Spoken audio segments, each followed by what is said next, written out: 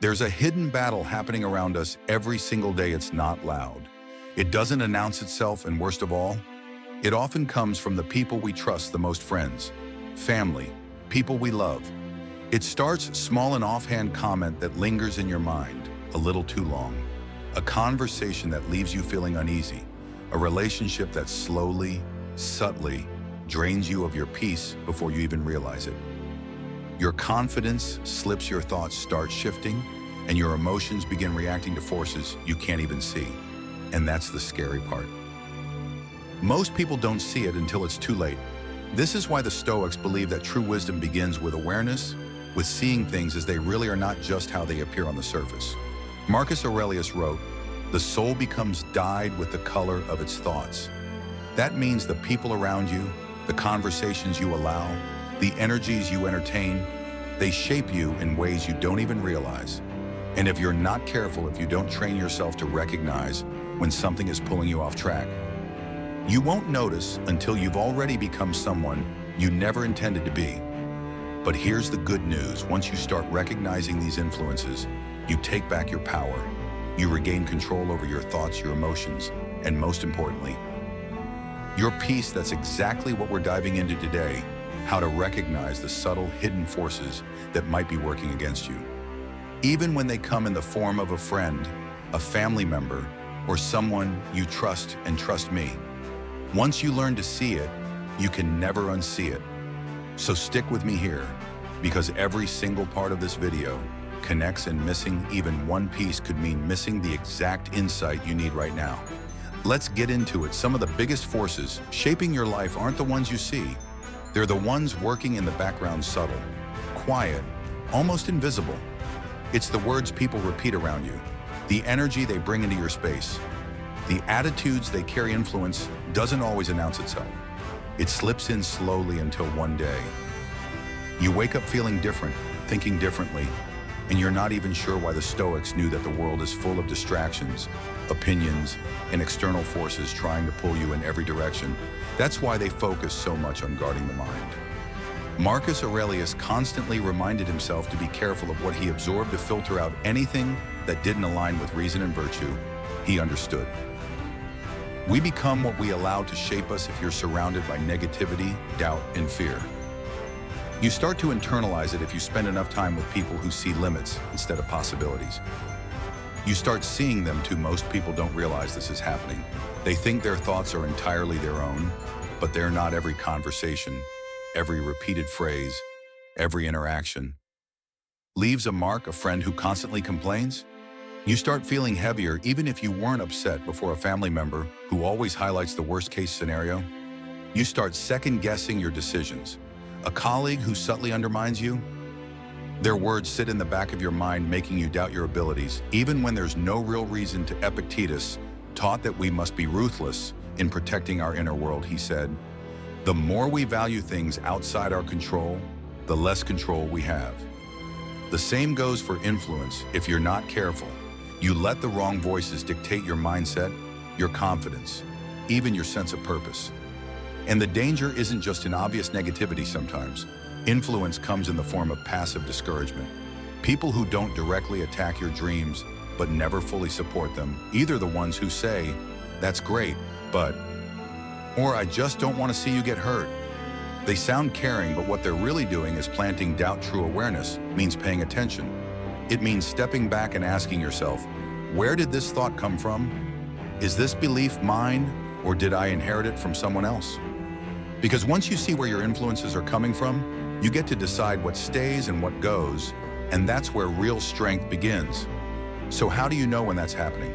It's not always obvious. If it were, you'd shut it down immediately. But these influences tend to be slow, sneaky, and gradual. It starts with small things: offhand comments, repeated criticisms disguised as concern, a constant undercurrent of negativity that makes it feel like the world is always against you. Think about your relationships. Do you have people in your life who always highlight problems but never solutions? Who make everything feel heavier, as if life is just one endless struggle? Seneca warned against this kind of influence, saying that we should be careful not to sink under the weight of others' burdens. There's a difference between supporting someone and being dragged into their storm. Some people aren't looking for a way out of their negativity, they just want company in their misery. Then there are the manipulators. They're not always obvious. They don't control you outright. Instead, they plant small doubts. They make you question your instincts, your decisions, your own judgment. You say something with confidence and they respond with, "Are you sure about that?" Or, "I don't know. I heard that's really risky." Harmless at first, right? But when you hear it enough, it starts to sink in slowly. You start deferring to them, doubting yourself, second-guessing things you once knew to be true. And let's talk about jealousy disguised as support. Ever share good news with someone, only to be met with a forced smile and a half-hearted, "That's great, I guess?" Or maybe they instantly shift the conversation back to themselves, making your moment of joy feel like it never even happened. That's not just an oversight, it's a pattern. The Stoics believe that the company you keep should be one that sharpens you, strengthens you, and reinforces your values. If someone consistently downplays your successes or subtly discourages you from pursuing growth, that's an influence you need to remove to evaluate. There's also the constant victim, the person who always has a problem, always blames others, and never takes responsibility. They feed on your sympathy, pulling you into their chaos, making you feel guilty if you don't get involved. But as Epictetus reminds us, you become what you give your attention to. If all your energy is spent absorbing someone else's drama, how much do you have left for your own purpose? And finally, pay attention to your body. Sometimes, before your mind catches on, your body will tell you everything you need to know. Do you feel tense around certain people? Do you catch yourself sighing the moment you see their name pop up on your phone? Do you feel lighter, freer, more at peace when they're not around? That's not just stress, that's your body signaling you that something isn't right. The Stoics taught that wisdom isn't just about intellectual reasoning, it's about listening, observing, and responding wisely. Ever wonder why certain thoughts, emotions, or behaviors seem to stick with you, even when you know they're not serving you? You try to shake them off, but they linger, shaping the way you see yourself, the way you react, the way you move through life. That's not by accident, that's influence at work. And the strongest influences aren't always the loudest. They're the ones that slip in unnoticed, settling in your mind and subtly shifting the course of your decisions before you even realize it. The Stoics were obsessed with this idea, understanding how external forces shape us, and more importantly, how to guard against them. Marcus Aurelius constantly reminded himself to filter the thoughts he allowed into his mind, knowing that the world around him would always try to impose its values, its fears, its distractions onto him. And let's be honest, most people don't even realize they're being influenced. They move through life on autopilot, absorbing whatever energy surrounds them, reacting instead of choosing, drifting instead of directing. A lot of these influences start early, the way your parents spoke to you, the kind of household you grew up in, the attitudes you were exposed to. Without even realizing it, you might be carrying beliefs that aren't yours. Beliefs about success, about relationships, about what's possible for you. Maybe you grew up around constant scarcity, and now, no matter how much you achieve, there's still a quiet fear in the back of your mind that it could all disappear. Maybe you were surrounded by criticism, and now, even in moments of confidence, you feel the need to prove yourself, and it doesn't stop in childhood. Every conversation you have, every social circle you're a part of, every piece of content you consume, it's all shaping you. In some way, some people, knowingly or unknowingly, push their limitations onto you. They don't do it with malice. They do it because it's all they know. They see risk where you see opportunity. They see obstacles where you see potential. And if you're not careful, you start seeing through their eyes instead of your own.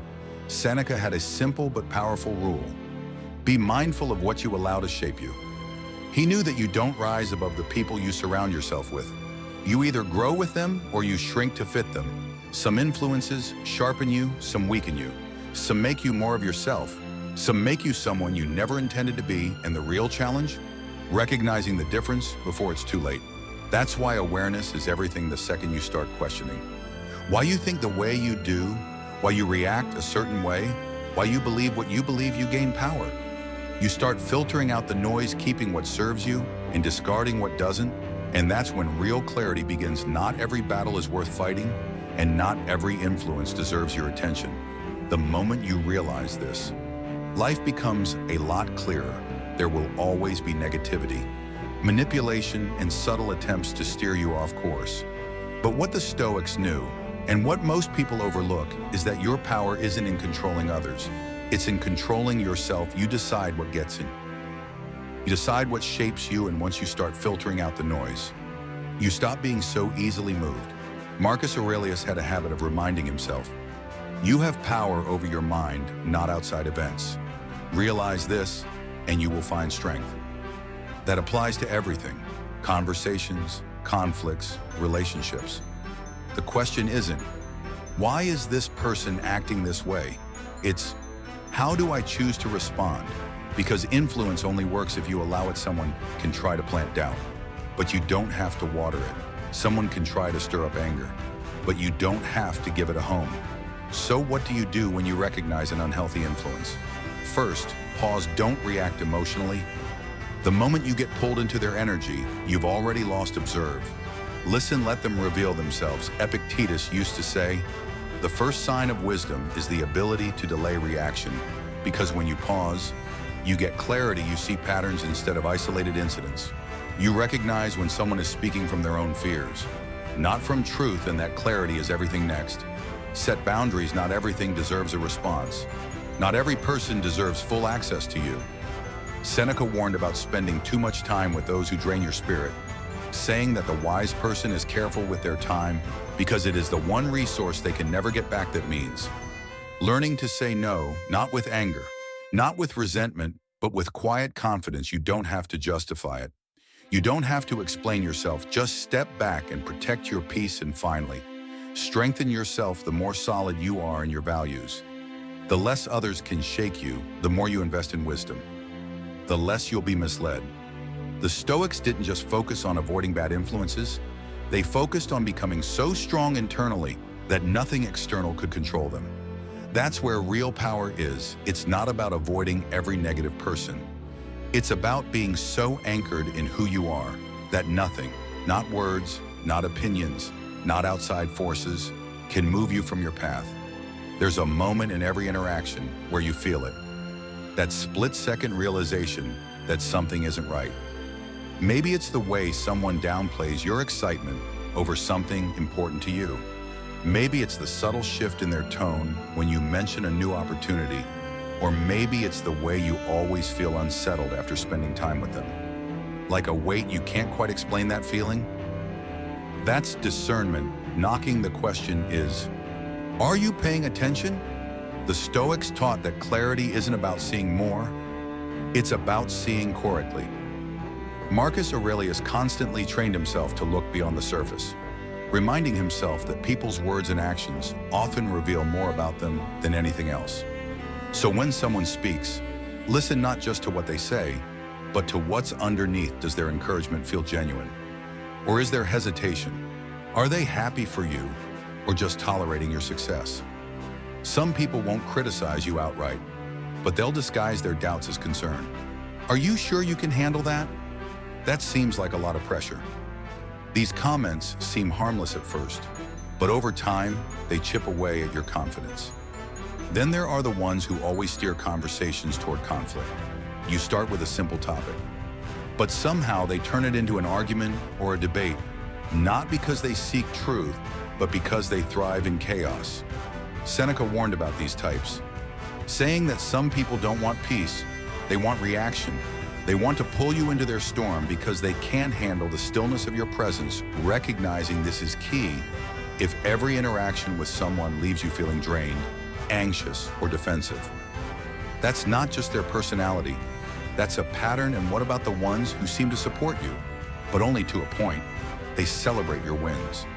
As long as your success doesn't surpass theirs, they encourage growth, but only in ways that keep you at their level.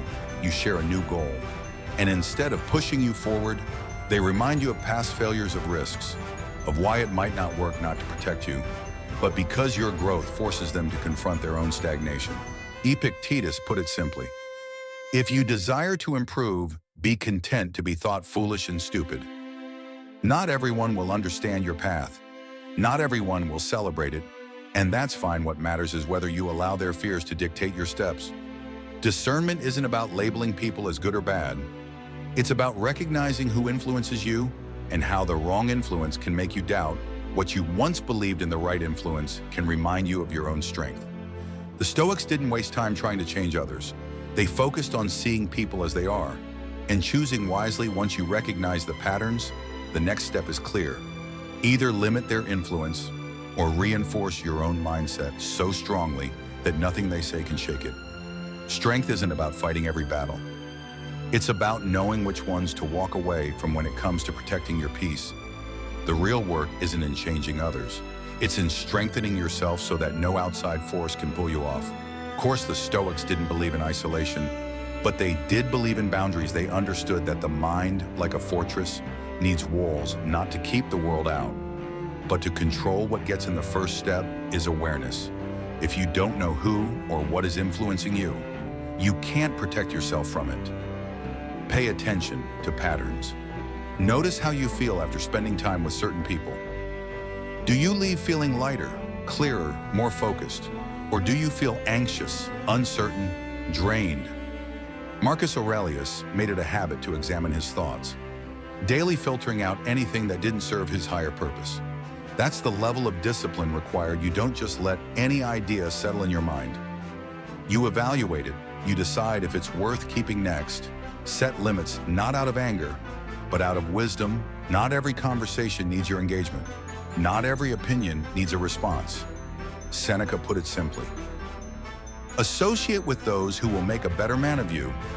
That doesn't mean cutting people off at the first sign of negativity, but it does mean being intentional about where you place your energy. If someone constantly drains you, it's not selfish to take a step back. It's survival then. Strengthen your internal world if your mind isn't anchored. Every passing influence will sway you. Stoicism teaches that true power comes from self-mastery. That means developing habits that reinforce your clarity: reading, journaling, practicing stillness. Epictetus reminded his students, the more we value things outside our control, the less control we have. The more you rely on external validation, the easier it is for others to manipulate you. But when you build a solid foundation within yourself, the opinions, doubts, and negativity of others lose their grip. And finally, choose your influences wisely. You can't always avoid negativity, but you can counterbalance it. Surround yourself with people who sharpen your mind, challenge you to grow, remind you of who you are. When you forget, the company you keep either pulls you backward or pushes you forward. The choice, always yours. You don't rise alone. No one does. The people around you either lift you up, keep you stagnant, or slowly drag you down. In the hard truth, most people never take the time to assess who's in their corner. They assume friendships, relationships, and social circles just happen, when in reality, they shape everything: your mindset, your energy, your ambition. The Stoics understood this well. They knew that the quality of your life is directly tied to the quality of the company you keep. Seneca had a rule: surround yourself with those who elevate you, not those who weaken you. That doesn't mean looking for perfect people. It means looking for people who challenge you in the right way. Strengthen yourself, protect your peace, choose wisely, who call you out when you're slipping, but never from a place of envy or control, who celebrate your wins, not with forced smiles, but with genuine pride, who push you to be better, not by criticizing, but by leading by example. You've probably felt the difference before when you're around the right people. Something shifts. Conversations feel lighter, but also deeper. You leave feeling more like yourself, not less. There's no competition. No need to shrink yourself to make others comfortable. No undercurrent of jealousy disguised as concern. These relationships sharpen you. They remind you of what you're capable of. Epictetus said it best: the key is to keep company only with people who uplift you, whose presence calls forth your best. But here's where people get stuck. They're afraid to let go of relationships that no longer serve them. They hold on to friendships, out of habit, out of history, out of guilt. But Marcus Aurelius reminds us, it is not death that a man should fear, but never beginning to live.